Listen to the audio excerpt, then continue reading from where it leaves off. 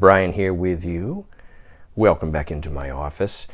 We're sitting at my desk so that we can take a look at this stack of maps we're cataloging this week, all of which are antiquarian and have various sorts of repairs and issues that I want to be clear about and show. This first bird's eye view, 19th century bird's eye view of the area around Bowdoin College, I want to show the back of it because there is some wrinkling. There is a small piece of reversible archival tape here to just close this small little, it's almost a puncture area. There are some fold lines and some small stains, but essentially I see a tiny little pinhole here. I see a tiny little pinhole here. When we turn the map over, the view over, and we look at it, the thing is that overall it displays quite well.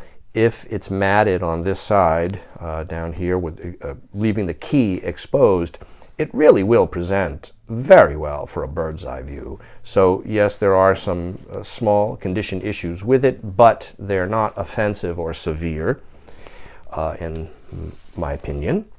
This next map is an 18th century copper engraved map, which it's mid-18th century, which someone here has done the type of repair that we see several times a year on old paper. It's almost always done in this manner, which is to say they've taken thread and a needle and literally sewn the paper back together along the split fold line. Paper of this era, of course, is all handmade from rags, so the paper is, in a sense, a form of almost cloth, and so it's quite durable and nearly indestructible. But that repair is quite fascinating because you do see it on chapbooks and sometimes, very rarely, on maps, but it can be seen. This hand-colored mid-19th century map of New York City is in quite pleasing condition. The paper is toned as typical. There is a repair down along this fold line using reversible archival tape. There are some other neat, almost invisible repairs done at the top here. There's another one on this fold line to close it.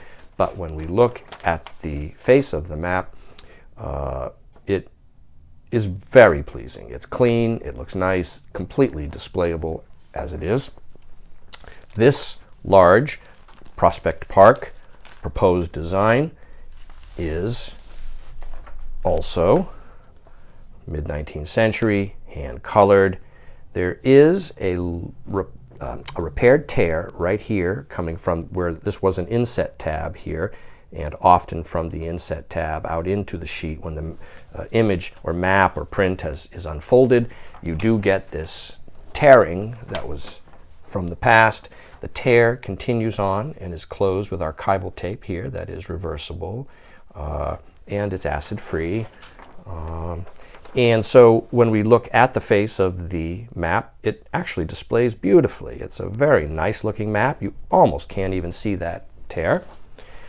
The next item that has a small old repair on it that is almost invisible is this early Alabama state map showing the state of the surveys.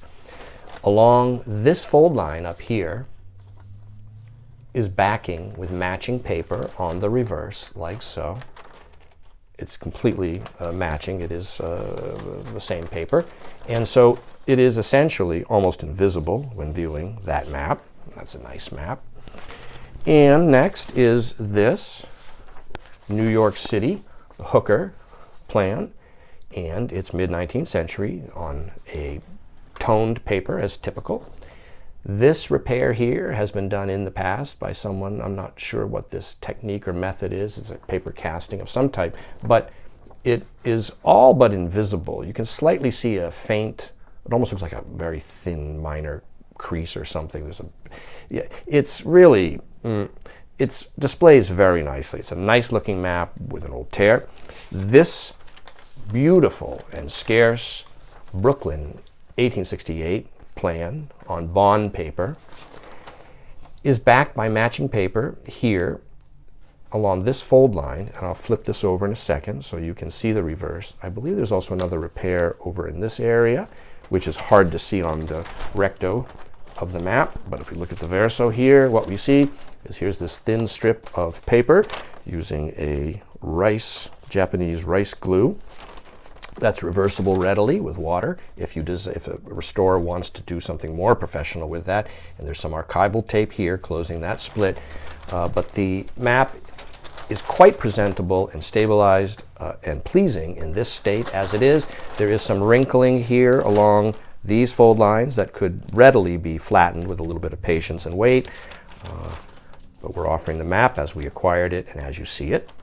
Then what we've got here is a mid-19th century on a very thin but sturdy paper.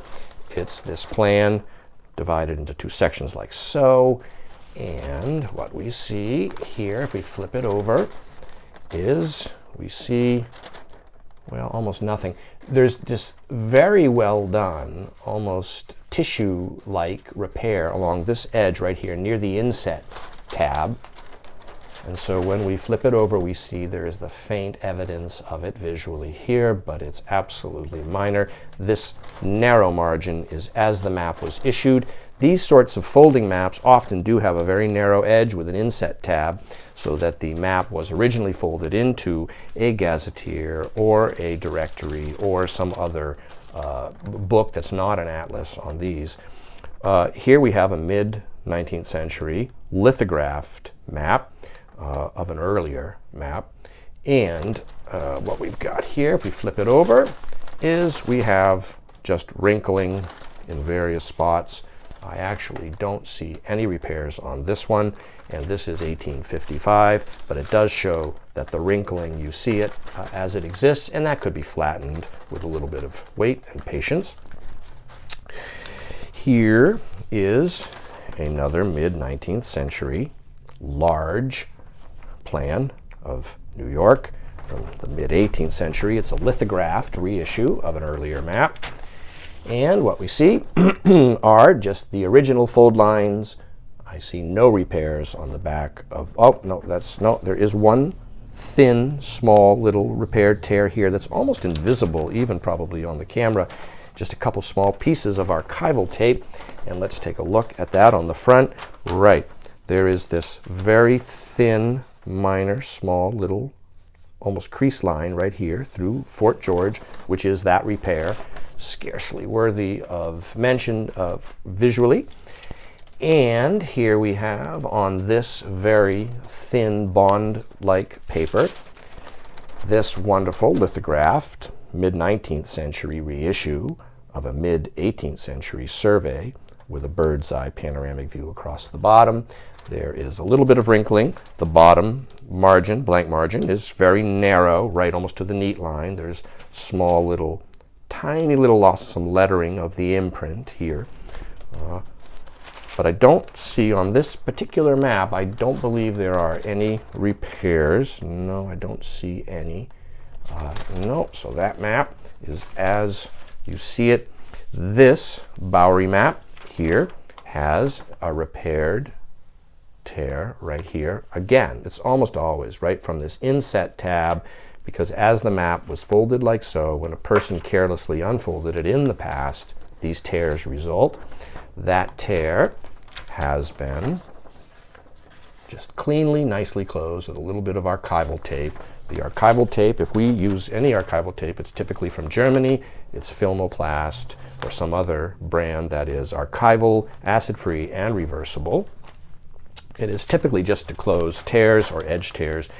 This map here, this lithographed map from the, I think it's the late 19th century or very early 20th century, has a repaired tear coming in from this, again, inset tab area right here. It's a two-sided map that you see really displays quite well on both sides, despite that closed tear.